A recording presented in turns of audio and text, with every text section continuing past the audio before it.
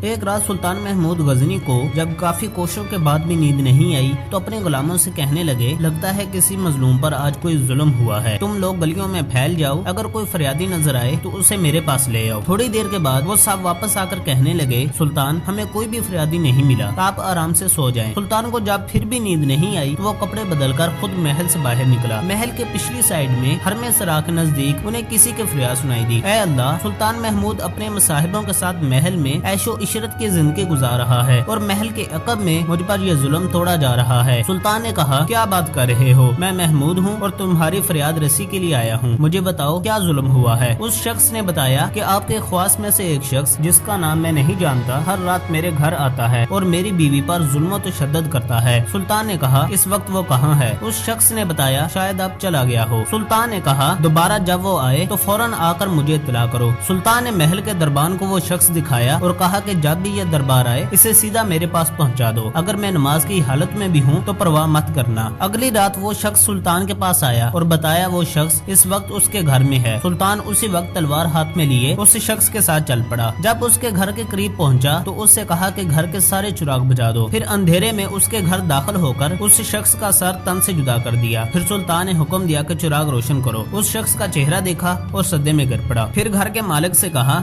اگر کچھ کھانے کو ہے تو لے آؤ، مجھے بہت سخت بھوک لگی ہے۔ اس شخص نے کہا، آپ جیسا سلطان مجھے غریب کے گھر کا کھانا کھائے گا؟ سلطان نے کہا، جو کچھ بھی ہے لے آؤ۔